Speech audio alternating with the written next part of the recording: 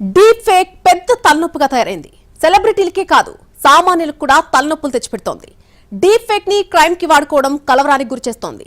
Deep fake తో ఈజీగా ఇతరులను బురిడి కొట్టిస్తున్నారు కొంతమంది కేటుగాళ్లు. ఒకడేమో మ్యాట్రిమోనీ సైట్లలో ఫోటోలు పెట్టి అమ్మాయిలు మోసం చేస్తాడు. మరొకడేమో తాను జడ్జి కుటుంబ సభ్యునంటూ పోలీసులకే టోపీ పెట్టేస్తాడు. రానున్న రోజుల్లో డీప్ ఫేక్ వీడియోలు జనాన్ని మరింత అయోమయంలో ముంచెత్తినా ఆశ్చర్యం లేదేమో అనిపిస్తోంది. గతేడాది ఓ వీడియో దేశవ్యాప్తంగా దుమారం రేపింది. టాలీవుడ్, బాలీవుడ్ అనే తేడా లేకుండా సినీ ఇండస్ట్రీలను షేక్ చేసింది. Pan India heroine Rashmika deep fake video కలకలం సృష్టించింది. దేశమంతా ఆ వీడియో చూసి షాక్ అయ్యింది. రాజకీయ నాయకుల నుంచి సెలబ్రిటీల దాకా అందరూ ఖండించారు. భారత ప్రభుత్వం కూడా డీప్ ఫేక్ వీడియోలపై సీరియస్ అయ్యింది. ఏఐ మిస్యూజర్లకు వార్నింగ్ ఇచ్చింది. అయినా డీప్ ఫేక్లు ఆగలేదు, వరుస పెట్టి వస్తూనే ఉన్నాయి.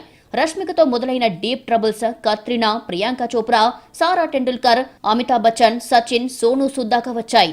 చెప్పుకుంటూ పోతే బాధితుల జాబితా చాంతాడంతా ఉంది. వీళ్లు కంప్లైంట్స్ చేస్తున్నారు, పోలీసులు కేసులు బుక్ చేస్తున్నారు. అయినా డీప్ ఫేకర్లు కొత్తగా పుట్టుకొస్తూనే ఉన్నారు. సెలబ్రిటీలకు, సామాన్యులకు చెమటలు పట్టిస్తున్నారు.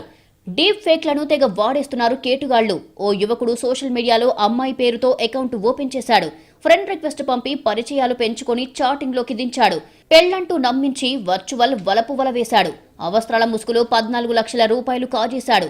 చివరికి పోలీసులకు చిక్కి కటకటాల పాలయ్యాడు. హైదరాబాద్లోనే జరిగింది ఘటన. ఖమ్మంకు చెందిన మారం అశోక్ రెడ్డి బెంగళూరులో ఉంటూ బెట్టింగ్లకు అలవాటు పడ్డాడు. దానికి తోడు జల్సాలు. అందులో చాలా డబ్బు పోగొట్టుకున్నాడు. సర్వం కోల్పోయినా బెట్టింగ్ వ్యసనాన్ని మాత్రం మానుకోలేదు. బెట్టింగ్ చేసేందుకు డబ్బుల కోసం అడ్డధరలు తొక్కాడు. స్నాప్చాట్లో ప్రణీత్ రెడ్డి పేరుతో ఓ అకౌంట్ క్రియేట్ చేశాడు.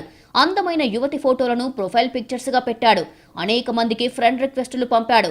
అలా మియాపూర్కు చెందిన ఓ ఐటీ ఎంప్లాయీ ఫ్రెండ్ రిక్వెస్ట్ ని యాక్సెప్ట్ చేశాడు. దీంతో అతనితో అశోక్ రెడ్డి ప్రణీత ముసుగులో చాటింగ్ చేయడం మొదలుపెట్టాడు. మాటలతో మాయ చేశాడు. లవ్ చేస్తున్నాను అంటూ ప్రపోజల్ పెట్టాడు.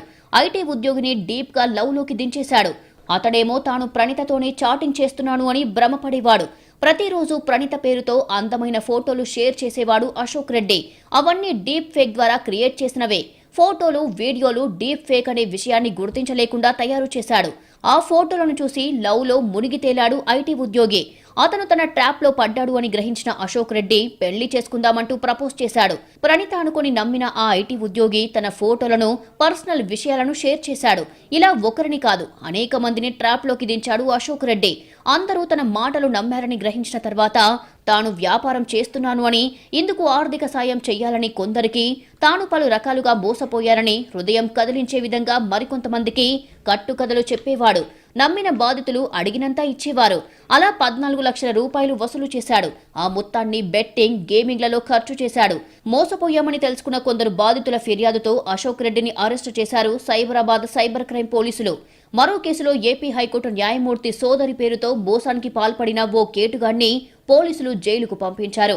ఆడామగ గొంతుతో మాట్లాడుతూ పోలీసులతో పాటు ఇతరులను కూడా బెదిరిస్తూ మోసాలకు పాల్పడ్డాడు.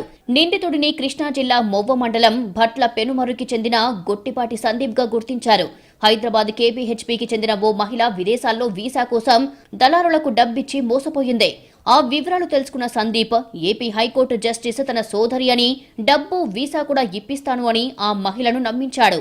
ఆమె నుంచి 50,000 వసూలు చేశాడు. మగ గొంతు, ఆడగొంతుగా మారే యాప్ను తన ఫోన్లో డౌన్లోడ్ చేసుకున్నాడు.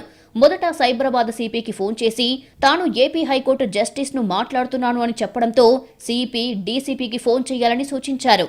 డీసీపీ నుంచి ఏసీపీ, సీఐ, ఏఎస్ఐలకు వందల సార్లు ఫోన్ చేసేవాడు. జస్టిస్ చెప్తుంటే పట్టించుకోరా అంటూ మహిళకు న్యాయం చేయాలని ఆదేశించినట్లు మాట్లాడేవాడు. అనుమానం రావడంతో దర్యాప్తు చేసిన పోలీసులు సందీప్ను అరెస్టు చేసి రిమాండ్కు తరలించారు.